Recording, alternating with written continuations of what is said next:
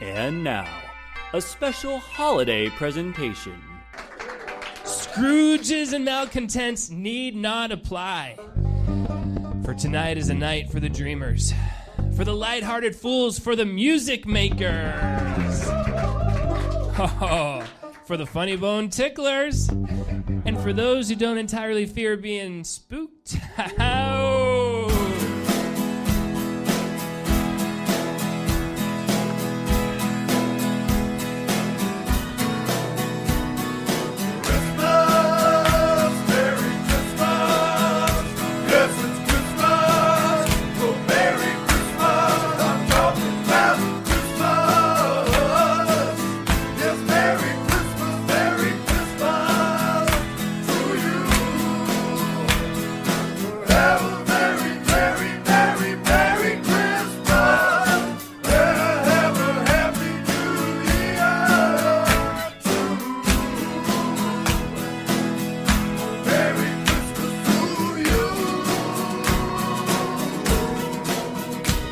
You're listening to the sweet sounds of the After Movie Diner with your host, John Cross. Ladies and gentlemen, there has been made this very year at this Yuletide, quite simply the greatest Christmas special the world has ever seen. From this year forward, the Charlie Brown Christmas Special, Rudolph the Red-Nosed Reindeer, any specials that you particularly love will be thrown out, spurned, set fire to, spat on, in exchange for this, the best Christmas special, hands down, ever made. It's Motern Media Christmas Special!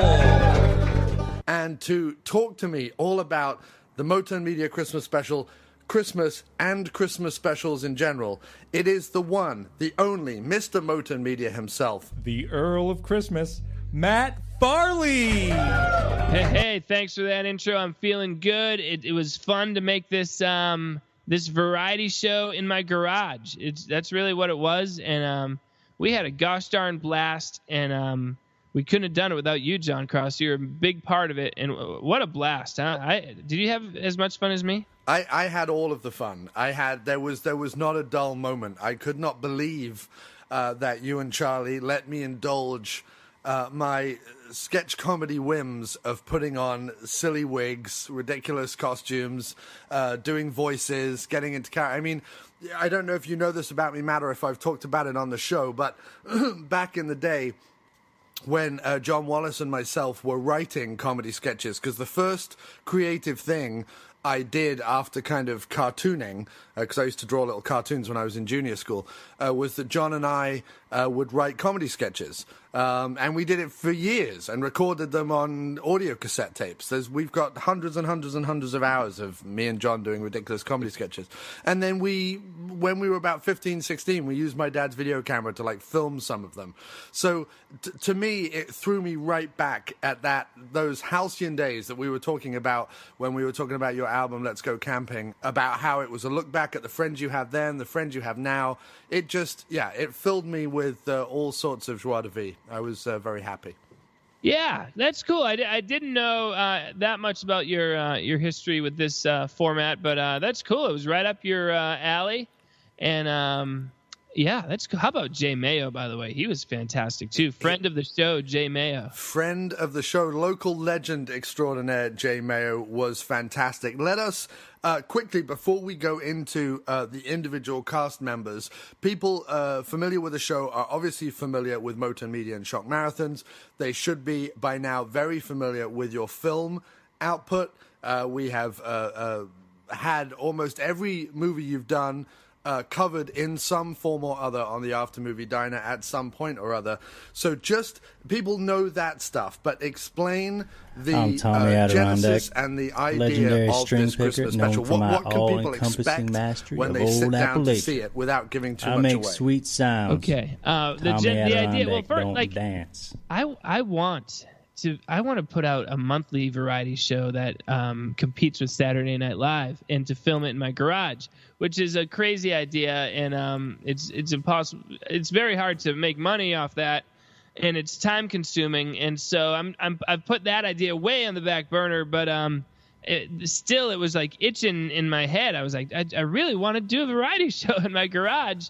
But I know, let's do a Christmas special. It'll just be a one-time thing, and just kind of a way of dipping the toe in the waters, you know. So so Charlie, who I make the movies with, and Tom, who I make music with, and everyone else from everyone who's in all our movies, we got them all together, and we got a lot of creative input from people, and Charlie and I spent a year writing it, but it was really just once a month for an hour or two on Skype. And then we did it. Just good to have a project that you're currently working on. You know, something that you've set a date when you're going to film it, and then you just make it happen. And so that's it. And then in terms of what you can expect, just weird fun, the weird America that of the days of yore that may or may not have ever existed. We're reveling in the weird America. It's just like this, like uncomfortable, old timey, almost like vaudeville kind of thing going on in the garage. That's what I got, at least. What do you think? Yeah, no, definitely. It's interesting because for me, it has. I mean, first of all, it has the Motern Media All-Stars. It has all the cast that people who are familiar with your stuff will want to see. Like, we come back for that. So I can assure everyone listening who is a fan of yours already, you know, you will get McGee, you will get McHugh, you will get Tom Scalzo, you will get all the greats, the Motern Media All-Stars. However, in terms of like the vibe of it, it's sort of interesting because I heard you talking on your podcast, the Motern Media Infomercial podcast, about this sort of idea of weird America and that kind of nostalgia for America that never was, that kind of has, you know, a little bit of that 50s halcyon day feel, but also a little bit of that kind of beatnik thing, also a little bit of sort of the surrealism and road movies and all that kind of stuff that we kind of associate with America at a certain time. And it has all of that. It definitely has all that. And I've said it before about sort of Freaky Farley especially, but your other films as well. They have that there's a sort of naive charm to them, but also like a kind of weirdness to them as well, which is wonderful. And I think in a weird way, the Christmas special is as close to Freaky Farley just because of all the odd characters that show up. Like in Freaky Farley, you know, you have like the town poet and the town ninja and the town peeping Tom, and there's this idea of this sort of like crazy ramshackle town full of all these sort of mad individuals. And this is almost like the Christmas special that will be shown on PBS or something in that town that Freaky Farley was in. You know what I mean? That's a great way of putting it. Yeah, you're absolutely right. This is what the characters of our shows would be watching on TV this time of year. Right. But what's also interesting to me is, I mean, I was obviously grew up in England, was a big fan of Monty Python, but offshoots of Monty Python, there are sort of all these other like weird alcoves of comedy that if you really delve deep into kind of Python and the people who worked with them, you'll find out that there's all these other like mad people. Some were poets, some were like mad art school musicians like the Bonzo Dog Doodah Band and Neil Innes and stuff like that, who would go on to do the Ruttles and things. And there's this sort of long sprawling surrealism comedy that was very loose and ramshackle. Like if you see the old footage on YouTube of the Bonzo Dog Doodah Band from a TV show called Do Not Adjust Your Set, and they used to do these really theatrical performances of songs like the Monster Mash or things like that, but they would do these like mad theatrical things with props and costumes and monsters and all sorts of stuff, and it while it is very American, your stuff, it also reminded me of that. It has like that weird art school surreal, almost madcap aspect to it, and you know, I cannot thank you enough because my deepest love of like surreal comedy and committing weirdness to film, the fact that I got to perform a Tom Waitsian version of a Mose Haven song, Guilt, the Hard Age Thing, while wearing something that kind of made me look, yes, a little bit like a kind of beatnik poet, but also a bit like a librarian, while the River Beast from Don't Let the River Beast Get You and Santa first fight and wrestle and then start dancing together and end up hugging. To me, like I can't tell you, Matt, but that is like top 10 things I've ever done in my life. That is captured on camera, and I'm not even being hyperbolic. That's true. I just love weird stuff like that. Guilt, a hard-edged thing. You agree with me, my friend. Write yourself a letter, one you know you'll never send. It's time to rest these weary bones. Yeah, it's wonderfully weird, and it's I feel like we do too good a job of disguising our intelligence in a lot of these things. Like, I feel like the average, a lot of people would watch it and just think we're dumb, which is a shame, But for those who catch on to what we're doing, I think they appreciate it a lot. Also, on another note, we're thinking of releasing the soundtrack. Can I get a verbal permission to release that version of Guilt of Hard-Edge thing? Of course, because I would just listen. You would make so much money on Spotify because I would just play it over and over and over again. There was, and when the funny thing is again, if anyone follows my Twitter feed or listens to the show, in the lead up to the Christmas special coming out, everyone else was talking about The Last Jedi. Everyone else was getting really excited for Star Wars. But I was genuinely, I couldn't care less about Star Wars. Enough with Star Wars already. We get it. But with this, I was so legitimately excited. Every day I was like, when are you going to put it on YouTube? It was legitimately exciting. And as you would hope that I would admit in full revelatory mode, of course at least 40% of that excitement was based on watching myself. yeah, of course, but 60% of that excitement level is more excitement than most people have in a lifetime, for one thing. So I'm super happy about that. And second, I don't know, I don't know if it's jaded or what, but it's just I look at excitement over this, another blockbuster put out by Disney, and if Disney ever wants me to work for them, I'll do it, and we'll erase this podcast. But it's like this giant, it's such a gigantic company. Why are you rooting for Disney? Yeah. Disney, who tries to claim they own fairy tales that that existed before Disney existed, or copyright us. This is they made their money, especially with the feature films. They made their money essentially ripping off public domain stuff, but then claiming it was there, then trying to stop others from doing the same. Yeah. So again, Disney, I'll work for you in a heartbeat, and John, I'll pay you off to delete this. But what was I going to say? Oh, you know what else bugs me about Disney is I watch the cartoons with my kids, and often the message they're sending is here they are, this incredibly rich company, and yet Mickey always plays like a pauper who's barely able to rub two pennies together, but learns that he can still find happiness in poverty. And it's well, thank you for telling us, Disney. Basically Disney's just give us your money, you'll be happier. But anyway, let's get back to the point. Yeah, no, but I mean, I completely agree. And now that they've bought Fox, there's just no, we're just never getting away from it. It is the behemoth that is rolling towards us. But what happened to that Americana, or that America where we rooted for the underdog? And I don't even look at you, Matt, as necessarily as an underdog, because I look at you as a local legend who, compared to a lot of us out there putting stuff out there, you are, surviving and existing and being successful within your own realm. I hear you. Yeah.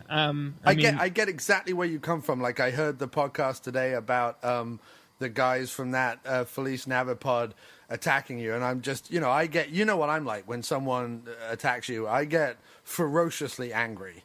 Yeah. Those guys, describe my music as garbage. Anyway. Right. Based on one thing, and I always go back to what you said, like about Dana Carvey and chopping broccoli. Like everyone thinks that's, the greatest thing ever, or any of Adam Sandler's songs. You know what I mean? But God forbid you do a comedy song. Like it's really weird. Well, you know what it is. Lorne Michaels hasn't given the nation permission to appreciate my work. Right. Like, seriously, I really feel like that's it. It's like people want Disney or Lorne Michaels to say this is okay to like, and then they're like, okay, I like this. Yeah. It's like, and not, I like plenty of big budget stuff too, but it's just like there is a certain closed-mindedness towards independent stuff that gets me a little angry sometimes. Yes, indeed. But that is why you have the After Movie Diner podcast, which exalts such independent offerings as true. We talk about how the characters in my movies would be watching the Christmas special, but it's kind of like we're doing that. We're creating our own thing where you're reporting on something as if it's important, and that something is the Christmas special, and it is important. Like, the only reason anything else is important is because other people are reporting on it. And so we're fighting back in this little thing we're doing, and we're losing. But we're going down swinging. We're doing it, dude. We're doing it. So there's a few points that I want to talk about. So what Christmas specials, if any, do you remember from your childhood or now that are your favorites, or that you would suggest people go out and see? Or ones that may have influenced your Christmas special? Okay. I haven't seen all that many. I feel like you see like clips of like things from the 70s, but here and there, but you don't actually see the whole thing. But the one Christmas themed show that's made that I've gotten the most joy from is the Garfield Christmas cartoon that came out in the late 80s.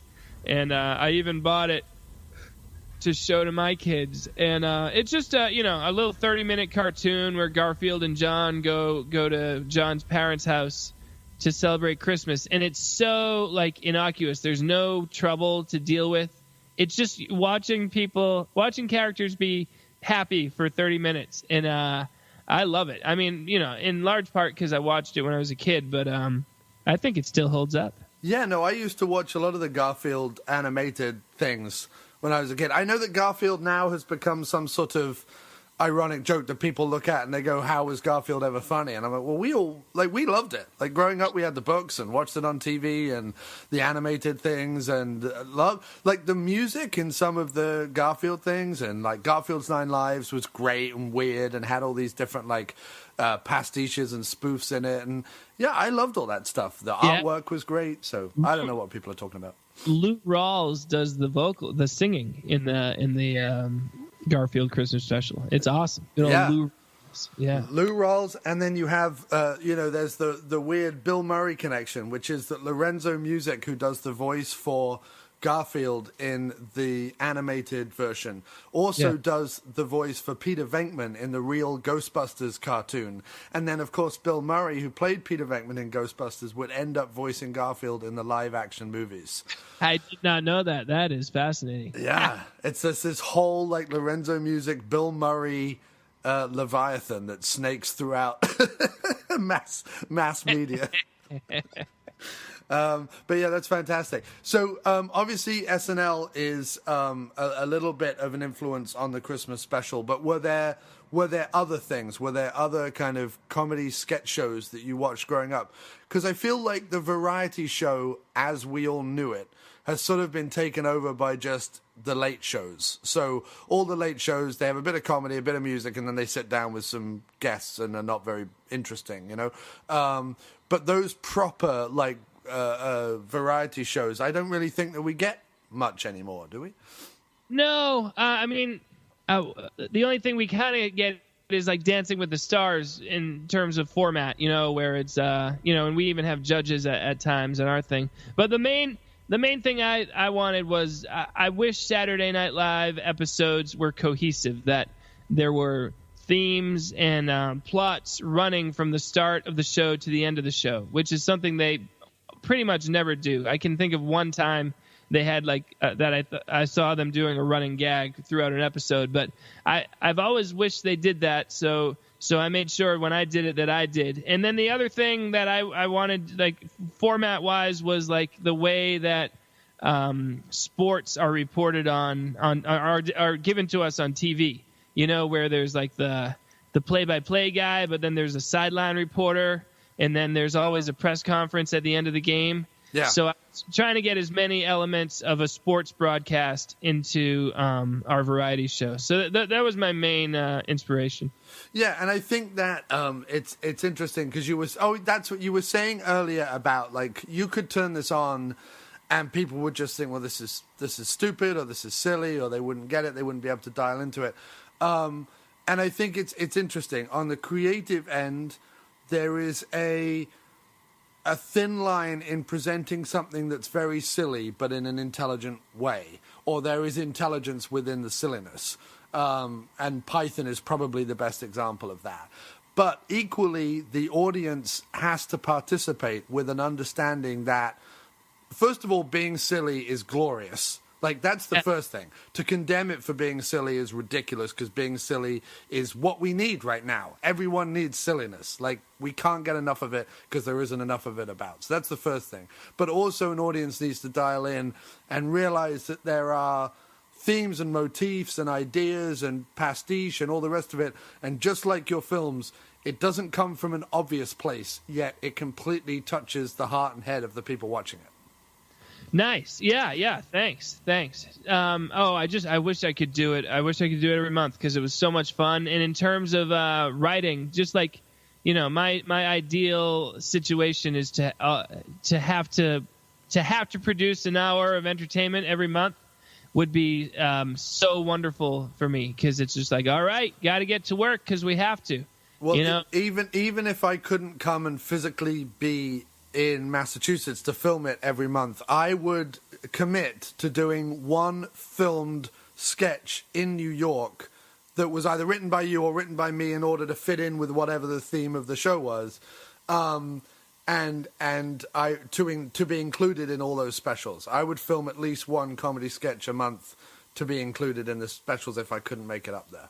Yeah, and it was stuff like that was fun, like we did with all the greetings from different people that we interspersed throughout the show, where different, you know, celebrities in our world at least popped in to say, hey, Merry Christmas, and Sleason, I hope you get your Christmas spirit back, which is just like a funny thing to have it. And it's really funny that it premiered in Toronto on the big screen, but we hadn't finished editing it yet, so they were able to film all the people watching it wishing Sleason a Merry Christmas that we then dropped into the finished product. Isn't that cool? That was amazing. I absolutely loved that. And it made the wait. After I knew it had premiered in Toronto and then there was going to be a wait for it to go on YouTube, it made the wait worthwhile, because I was like, there's at least this mad meta element that Tom was talking about on the podcast in the show, and that's fantastic. And yeah, it's just so great that you have all those people. The Dying Elk Herd were in there. Kyle was in there. You had Ollie from Australia. And I love that. I love when you're able to just put all those elements together and it flows really nicely. Do you know who else was in the Motern Media Christmas Special? You know him on Twitter as Odilon Green, and we all affectionately call him Seth. We have a mutual admiration for the beard, and on this particular podcast right now, he is our first official musical guest with a song all about polar bears that he assures me is incredibly Christmassy. It's Odilon Green with a song about polar bears. Some polar bears were wandering up near the North Pole, looking for a tasty seal to eat. When they came upon 9 reindeer playing in the snowy cold, the bears rejoiced, for venison is a tasty treat. They devoured each and every reindeer on that frigid plain, but though bears waste not one would eat the nose of the smallest reindeer carcass, because though it sounds insane, it was so shiny, some even said it glows. The polar bears ate the reindeer. The blood flowed on the ice. The polar bears ate the reindeer. That wasn't very nice. When Santa came upon the scene, at first he was upset that the bears had eaten his sleigh-pulling team. But he quickly came to see that there was no cause for regret, and his twinkling eye soon regained its gleam. He was sick of gun nuts shooting at him every Christmas Eve, drawn by the red light, shooting across the night. But when it snows, polar bears are much harder to perceive, and if attacked, well, polar bears can bite. The polar bears saved Christmas. The sleigh cut through the sky. The polar bears saved Christmas. Who knew polar bears could fly? And Santa's favorite part about his new troop of bear was the gentle reminder they gave kids to care about the true meaning of Christmas, to be kind and to share. For tots who are not had better beware. A child who is sweet will get lots of great toys, and sugary treats, and snuggles, and joy. But children who are sour and their parents annoy will be eaten up whole, whether a girl or a boy. The polar bears saved Christmas, but don't be naughty, do not cry. The polar bears saved Christmas, 'cause if you're not good, then you'll die. And you can find that song and 6 other songs exactly like it on I Came Up With Better Songs for 5 Motern Media Titles, OK, by Odilon Green over at odilongreen.bandcamp.com. That's ODILON green.bandcamp.com. Go check it out and buy it. Give the man some money, won't you?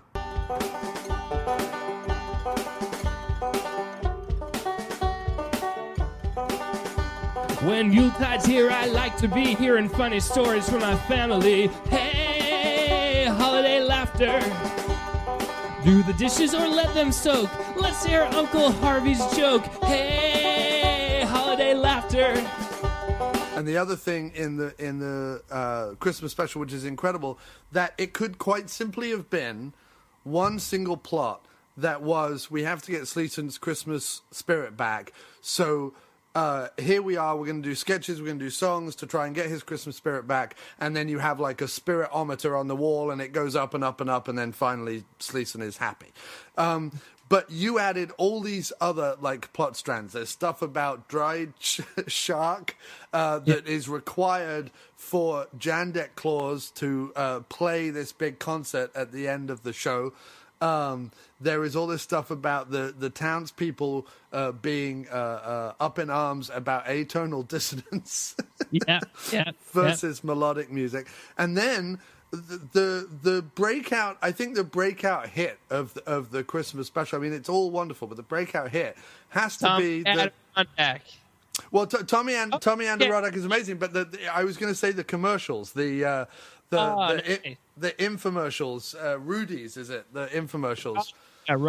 Roddy's, that's it. Right. Roddy's infomercials that go throughout the show. The fact that in itself is its own plot line was a stroke of genius. I mean, that was amazing. Thank you so much. Yeah. I had the idea for the first commercial, and then I called Charlie, and as I was describing the first commercial to him, then I was like, oh, and then it could go on to this. And then in a brainstorming, we were like, wait, it could just keep on going. And, for like, Roddy just has so many businesses. It's beautiful and hilarious. But it was also the fact that your character in those commercials was so intent on finding out the reality behind this Christmas message. Like it was It was wonderful because I mean, knowing you, Matt, we've had the discussion about wrapping paper and cards and thank you cards and stuff like that. Like I knew all this about you going in, but the people often send out Christmas cards to 50, 60 people, most of whom they don't see all year round, and they write some innocuous thing on it, right? And you took the idea of opening that up, and instead of just going, oh, that's nice, we've got a card from Gerald and whatever, and put it on the thing, you go, well, wait a minute, what do they mean by this? And it was the turn of phrase in an innocuous Christmas card that then builds up to you being arrested for breaking into their house to see what they signed on other people's Christmas cards.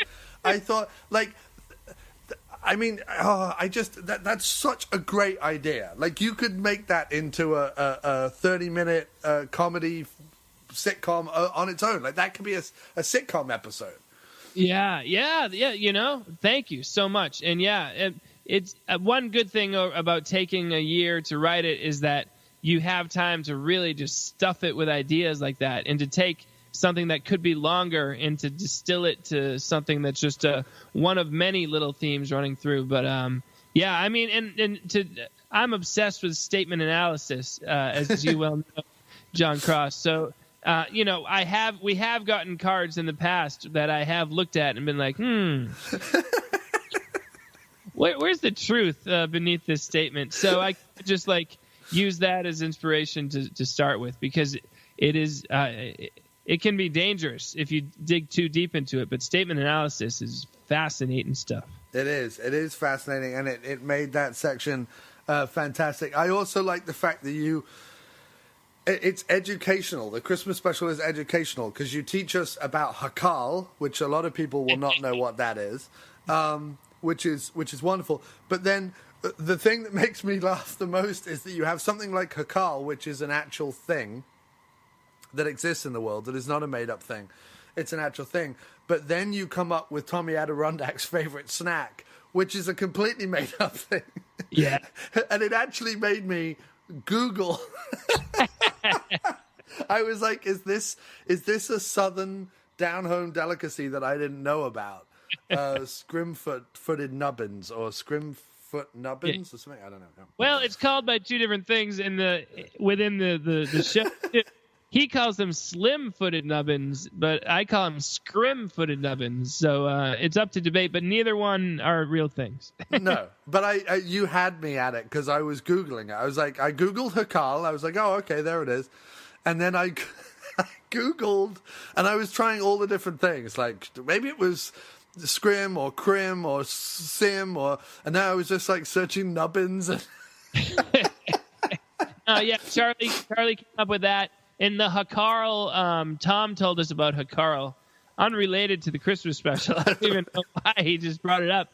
And I was like, ooh, we got to get Hakarl into this Christmas special. And yeah, it's fun. Like Charlie told me about how Marie Antoinette's diamonds are rumored to be in New Hampshire for one way or I was like, let's hurry up and put that in the script. So again, good reason to take, if you take a year to write it, every kind of weird, obscure thing that comes into your radar, you can then put into the script. Well, it's wonderful, and it makes it so varied and so vibrant that you can watch it, as I have done now, 5 separate times all the way through, still notice new things and still get excited. So we started the show going through some of the performances. Let's run down some of those characters if you still have time, Matt.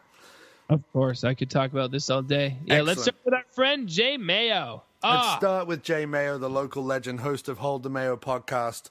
What a gent! What a performance! What were your top 5 favorite Jay Mayo bits, Matt? Well, I mean, he's all over the place. In there, he's in the crowd, of course, but he's also plays the unscrupulous locksmith who lets me into a house. He played Tom Hanks's role from He Knows You're Alone, which was really good performance. And that, as you know, because you did it too, that's hard to do. You have to act out a skit that you've never read before, in front of a full crowd with only some very poorly made cue cards to work with. So both of you guys did great at that. And of course, Jay Mayo's comedy was awesome. And he's a raunchy comedian. And I told him, sorry, sir, you got to be clean. Yeah. And he came up with some great jokes, and it was exactly the vibe we're going for. And your laughter during his stand-up is delightful. I love it. Well, what I wanted to hark back to is for the inside gag of anyone who's seen Local Legends, and the fact that there were like 5 people in the basement watching the stand-up show in Local Legends, but you can hear, I think, like my laughter and your dad's laughter like the most throughout that whole sequence. I wanted another sequence in a Motern Media thing where my laughter almost threatened to take over the scene. Yeah, I also like Tom is Tommy Adirondack in the back there. Yeah. Like, he's such a weird character, and you kind of like, what is Tommy Adirondack thinking right now? Because it's really, really funny. No, and you could definitely do, you could almost do like 5-minute, rather than trying to do like a big hour-long special every time, you could do like a 5-minute web series, so like 10 episodes of 5 minutes each that were sort of the ongoing adventures of Tommy Adirondack. And it could just be, like those, because everyone's talking about like short form media these days, right? Nobody has a long attention span anymore, which is terrible, because like I say, the Christmas special, it's 48 minutes, and every single second gives you more than 99% of the web series out there. But also, it's not even true. I mean, people watch an entire season of like a 10, 20 episode season of a show in one sitting sometimes, which is, super long. It's just like broken down, I guess, but it doesn't matter that much. Continue. No, I know exactly what you mean, and I've pointed out that contradiction myself. But like, if you work at all in any sort of social media or online or web or anything like that, they're always saying, oh, we need short form. We need like the 30-second bit or the 1-minute bit or whatever it is. That makes it do a 5-hour movie. Right, exactly. No, I know. That's why I started doing podcasts that were like hours and hours long. That was my rebellion against that. But my feeling was that if any character kind of fit the short form thing, like a little slapstick / adventure thing with only a little dialogue, the Adventures of Tommy Adirondack would be it, I think. I'm Tommy Adirondack, legendary string picker known for my all-encompassing mastery of old Appalachia. I make sweet sounds. Tommy Adirondack don't dance. Well, there you have it, folks. Tommy Adirondack telling it like it is. Yeah. Well, I mean, yes, that, but also I want to do the feature-length origin story of Tommy Adirondack, because this guy has lived a life, and I would just love to watch that, to watch this Appalachian man's experience in showbiz. Oh, that would be great. I would completely and utterly watch that, and I know it's been done a lot, but you could do a mockumentary quite easily with sort of. You could write bits out, like you did with the Roy, the audio version. But you could write that out, and we could all film ourselves as like talking heads. And you could put, like, this is the professor of music from the University of whatever, or this is Jeff Assel from the whatever. Like, you could just come up with names and things. And then we could do like a mockumentary story about Tommy Adirondack with then vintage footage that was shot of like Tom doing various things. Clips of him doing TV shows, and oh my god, that's so good. Yeah, that's what you need to do. And I know like the Rock mockumentary or whatever has been done a lot, but I still say there's jokes to be had, and just the idea of superimposing Tom onto like the Tonight Show stage from 1968 or something. that would be really fun. Really fun. Give him like a big, thick 60s hair and stuff, like he's been around for 50 years or something. Like he's like a Willie Nelson character or something. That would be fantastic. But yeah, so we have Tom as Tommy Adirondack. I mean, Tom Scalzo's always good bang for your buck. You really can't go wrong with Scalzo. You got to put him in the films. You got to put him in the shows. He's the quiet glue that holds together the Motern Media universe. Would that be correct, sir? Yes, and we love to give him voice to the chore of doing voices too. That's funny. He goes for it every time, no questions asked, and I mean he's good. I mean Tommy Adirondack, the name, he came up with the name, and then we just kind of went from there. So so he's huge. Then there's Chris Peterson, who we call Pete, and he plays Jandak Claus. Oh my God, how good is that performance? He's incredible as Jandak Claus. Love that. However, my favorite thing is him doing the like manic-eyed host. Who's he trying to be? He's kind of like the sideline reporter in a sports game, or like Ryan Seacrest. Ryan Seacrest, right.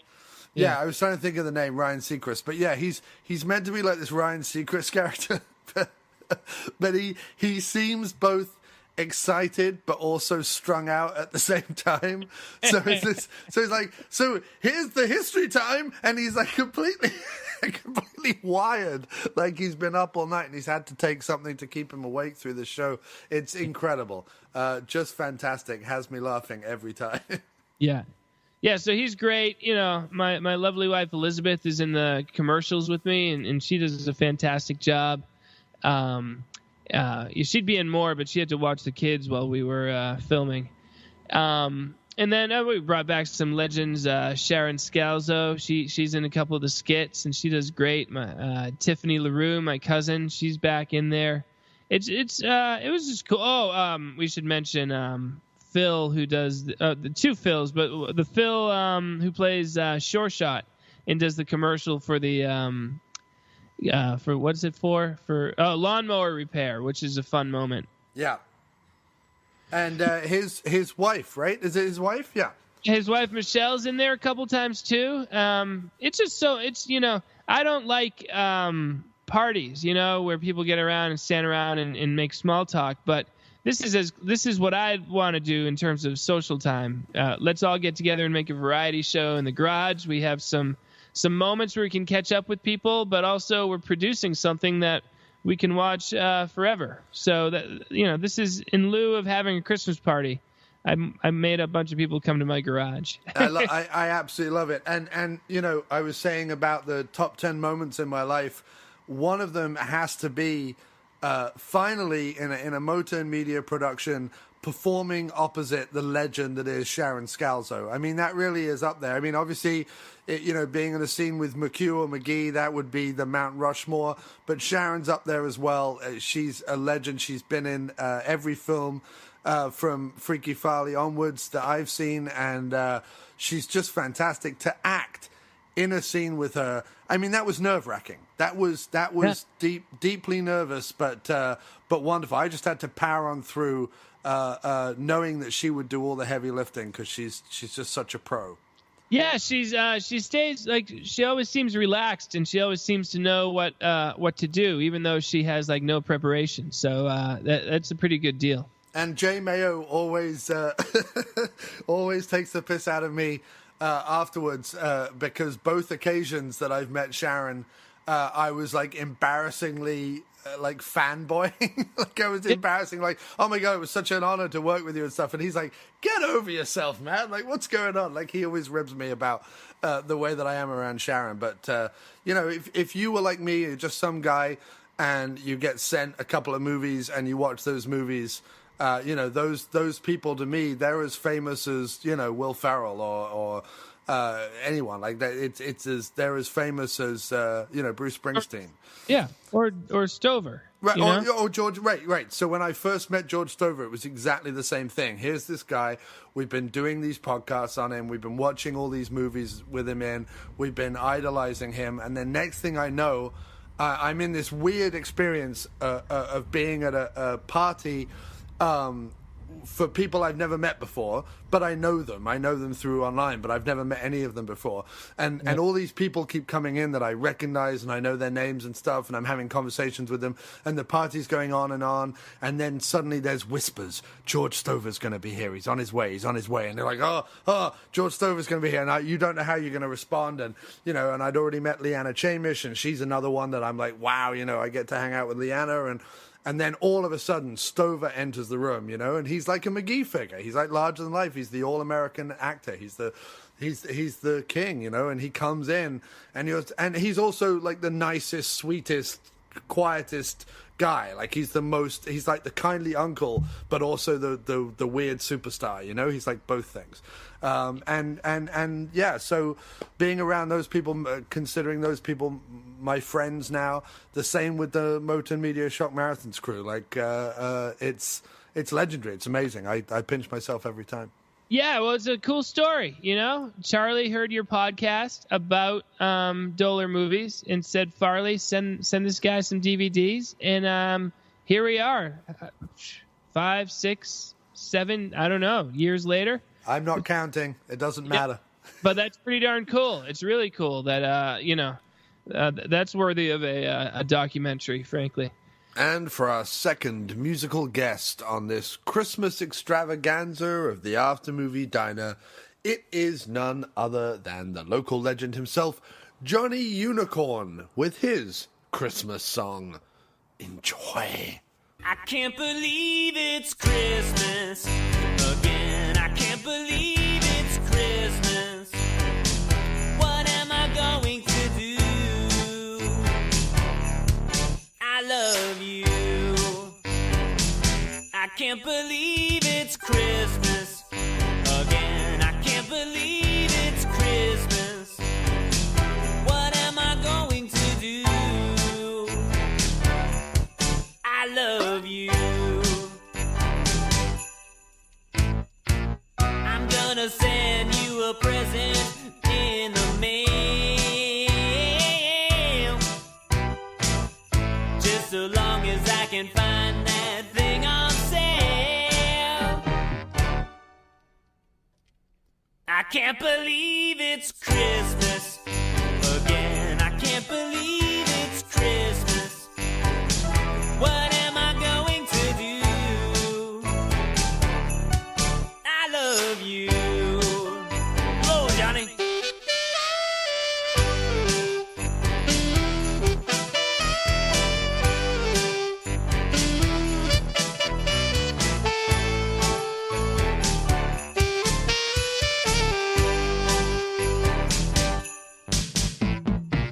I'm gonna send you a present in the mail. Just so long as I can find that thing on sale. Well, I can't believe it's Christmas again. I can't believe it's December 25th again. What am I going to do? I love you. What am I going to do? Oh, I love you. What am I going to do? I love you.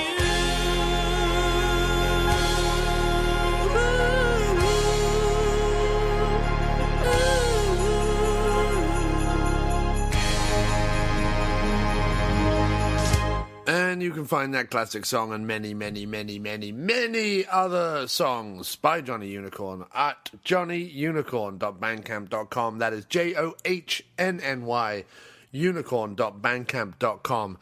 I can't believe it's Christmas either. Let's get back to chatting with Matt. I remember we used to play, and it always went that day.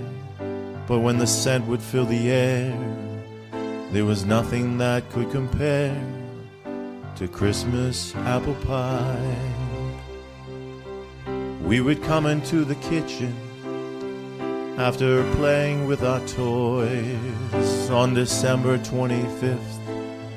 A bunch of happy girls and boys enjoying Christmas apple pie.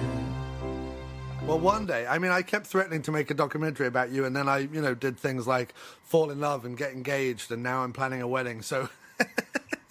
Yeah, please. Yeah, just keep tabs on me in the meantime, because hopefully the story will just keep getting better.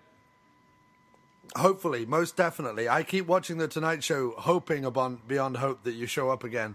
I think it's both wonderful Jimmy Fallon had you on, But it's also cruel and unusual that he doesn't now follow everything you do and hang on your every word. He should be talking about the Christmas special on nationwide television. Like, he should just be singing its praises and saying, I should just give up the Tonight Show because nothing I do on the Tonight Show will ever be as good as the Motern Media Christmas Special. That's how I feel. Well, I'm not going to go that far. I'm grateful for the opportunity that I had to perform on the Tonight Show. And I'll tell you, doing the Christmas special does give me some major respect for all those shows, because they got to produce an hour 5 nights a week. That is, that's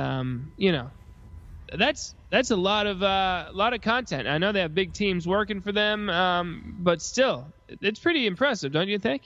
I mean, yes, it is, but 40 minutes of it is like him sitting on a chair saying that someone no one's ever heard of is wonderful in their latest film. Like, I respect the fact that he's able to come out with that energy and that positivity every night, and I respect the fact that he's able to stand there and do the jokes. And I especially respect the fact that he can like perform and do voices and sing and stuff like that. But the actual... that's rare. Like, that's 1 in every 20 shows that he does something that you're like, oh, okay, that's amazing. Every, 19 out of the 20 shows are just him, sat on a couch reading cue cards, which I think any of us could do, probably. Yeah, I know, but still, there is the team writing those cue cards at least. Or, yeah, it just, it's interesting to think about. And also, I got to give them props that they let some weirdo from the internet who sings about celebrities just go on there and sing about Pizza Hut. Like, I don't think they did any vetting or anything. They're just like, hey, you want to come on? I was like, okay. And boom, I'm there. I now know 2 people who have been on The Tonight Show. Who's the other? The other one is Austin Rogers, who was the big Jeopardy champ. I don't know if you watch Jeopardy at all, but he was the big Jeopardy champ this summer that everyone was talking about. I knew it was happening, but I didn't follow it closely. How do you know him?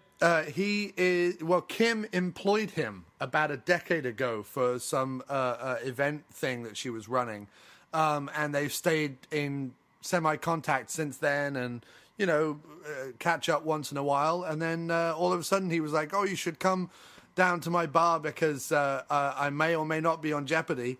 And we showed up and he did like a live screening of thing and I met him and stuff like that. And now he's on like the ABC's look back at 2017, and he's been on the Good Morning America and he's been on the Tonight Show because Jimmy Fallon drinks in the pub sometimes where he works. So they know each other from ages ago, and Fallon was like, come on the show. So yeah, he's doing the rounds. Oh, that's interesting. Yeah, my mom watches and she was talking about that guy. He made quite an impact. It's pretty cool. Since the biggest one since Ken Jennings, I would guess, huh? Yeah, in terms of winnings, he's not, or length of time being on the show, he's not close to Jennings, but he won the most. Yeah, he won the most money quickly. So he won like almost $500,000 in like whatever it was, 10 episodes or something. And then he, which is a record, I think. And then also he has this personality that's just very larger than life, and everyone thought he was like putting it on for the show, but he wasn't. That's him. Like when I first met him, that's what he was like. He talks with his hands. He has obscure facts that he just kind of blurts out, and he's very funny and very ingratiating, but also can be kind of snarky and sarcastic. So that was just him. Like when I met him, he was like that both times. And he quoted me in an interview. An interview he was given on some online website blog thing where they interviewed him. He said, a fiance of a friend of mine who's English. No, he said a fiance from a friend of mine said this, and then he quotes me, and then he goes, but he's English, so I don't know how much he knows, or something like that. But yeah, he quoted me in one of his interviews, which I was very flattered about. Yeah, that's awesome. That's very cool. Yeah, well, it's like we're, I don't know why, but we kind of just want to be, we want to make a little bit of an impact on the world. And we're at the age where most people would give up, but we're still just like knocking on the door, still at it. And, you have moments of success and then moments, that I was super happy to release the Christmas special. And then you look at the view counts and you're like, 700 clicks. That's great. But then you check out how many minutes it was actually watched, and it's like less than 100 people actually watched the whole thing. And then you're sad, but then it's like, hey, 100 people watched the thing we did. If we had filled up a theater with 100 people, that would be cool. So it's still cool, but it's we're not there yet, but we're on our way. Well, all that we can do to promote the Motern Media Christmas Special, we will do, as you've seen on Twitter and with this show. So let's finish up tonight's episode, sir, with just a rundown of some of your favorite Christmas moments. It can either be in movies, so like Christmas Vacation or Home Alone or something like that, or it could be in sitcom episodes that have like Christmas specials or whatever like that. So just first of all, are you a fan of Christmas? That's the first question. And then secondly, give us some of your favorite bits if they exist. Yeah, I'm a big fan of Christmas. What I like most about Christmas is, just being home with a Christmas tree and a fire in the fireplace. I don't go out of my way to see Christmas themed shows, but recently I've become a big fan of the movie Just Friends with Ryan Reynolds and Smart. Yeah. And the more I watch it, the more I think it's a great movie. And it's not specifically a Christmas movie, except that he's back in his hometown around the holidays, and it's got Christmas lights and just the cold northeast weather, and the whole idea of coming home after trying to make something of yourself out in the world, and I just get goosebumps, and it's a broad comedy in many ways, but they kind of hit the nail on the head about just like the hometown thing. Have you ever seen it? I've never seen it, so I'm aware of what it is. Is it the one? It's not the one where it is where he used to be fat and now he's thin or something. Yeah, and I know it's like, wow, that's a real original. It's a real original thought. I know it's not that original. No, I'm just saying that's what I remember from the trailer. I think.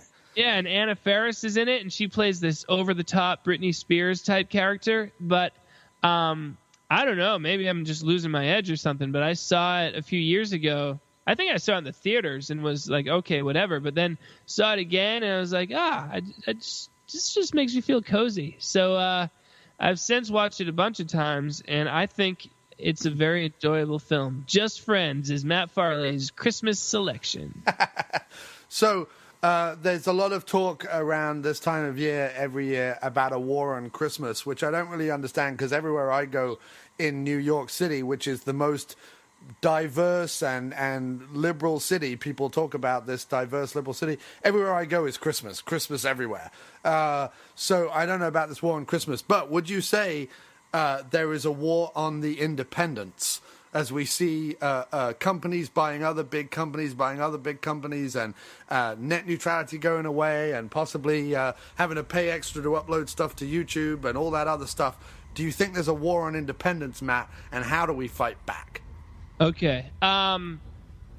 First, we are living in the best time to be alive in the history of mankind, and especially for people like us, the independents. I was able to film a Christmas special, and then anyone on Earth can watch it on their TV. For most, did you watch it on your TV or on your computer? Both.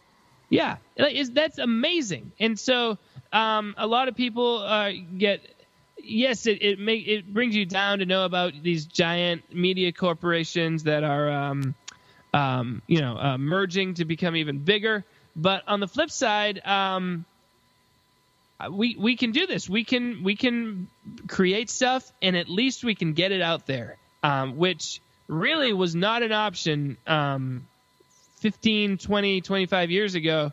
You had to get selected by the giant media corporation. So this is actually the best time to be an independent, and I think it's just going to keep getting better, frankly, as the whole idea of like a shared entertainment continues to just break down into more and more little segments, and we just have to be able to find our people. Yes, it's hard. It's very hard, but at least we have a shot. So I think it's the best time there's no war on the independents right now, and I don't know. There's no war on Christmas. I don't understand net neutrality, but I'll tell you, my Hulu was working a little slower though the day after it was approved. Net neutrality, you got me. The net neutrality bastards. Well, I mean, I read that it only started 2 years ago, and I was like, well, things were fine 3 years ago, so they'll probably be fine next year too. Well, we hope so. There I was trying to be controversial, and Matt Farley, in the true spirit of Christmas, brings it back to positivity and looking forward to the future. I tell you what, folks, if you are ever feeling down about the world, if you are ever in the mire and swamp of social media bickering, and you want a little bit of positivity and love and silliness, you could do a lot worse than check out the fantastic, fabulous movies and now Christmas special of the Motern Media Shock Marathons Collective. They are local legends, truly, and sir, it is always a pleasure to have you on the show. Merry Christmas. We wish you a Merry Christmas. We wish you a Merry Christmas. We wish you a Merry Christmas and a Happy New Year. Good tidings we bring to you and your kin. Good tidings of Christmas and a Happy New Year. Now bring us some bananas, yes, bring us some bananas. We'd all like some bananas, so please bring us some bananas. We won't go until we get some. We won't go until we get some. We won't go until we get some, so bring some out now. Good tidings we bring to you and your kin. Good tidings of Christmas and a Happy New Year. We'd all love some bananas. We'd all love some bananas. We sang for you so nicely, so give us some bananas. We wish you a Merry Christmas. We wish you a Merry Christmas. We wish you a Merry Christmas and a Happy New Year.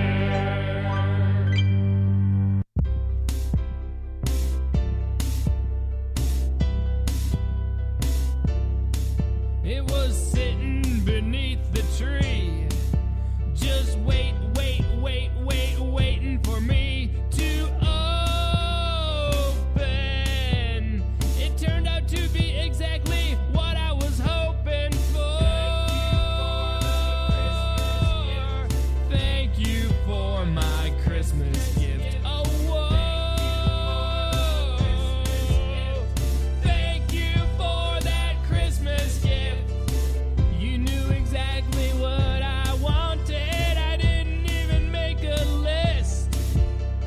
It's as if you were listening when I silently made a wish. It's not as if I am materialistic. That's not what Christmas is about. Now, is it? But when someone gets you something that's just plain perfect, it makes you feel love, and it makes you feel like you deserve it. Thank you for the Christmas gift. Thank you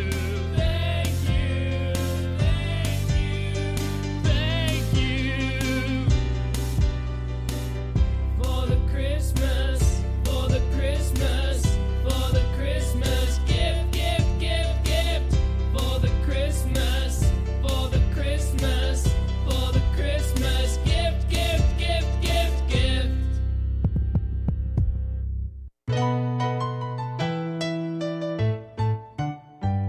We wish you a Merry Christmas. We wish you a Merry Christmas. We wish you a Merry Christmas and a Happy New Year. Good tidings we bring to you and your kin. Good tidings of Christmas and a Happy New Year. Now bring us some chicken parmesan. Now bring us some chicken parmesan. Now bring us some chicken parmesan. We're hungry for parm. We won't go until we get some. We won't go until we get some. We get some, so bring some out now. Good tidings we bring to you and your kin. Good tidings of Christmas and a happy new year. Now bring us some chicken parmesan. Now bring us some chicken parmesan. Now bring us some chicken parmesan. We want chicken parm. We wish you a Merry Christmas. We wish you a Merry Christmas. We wish you a Merry Christmas and a happy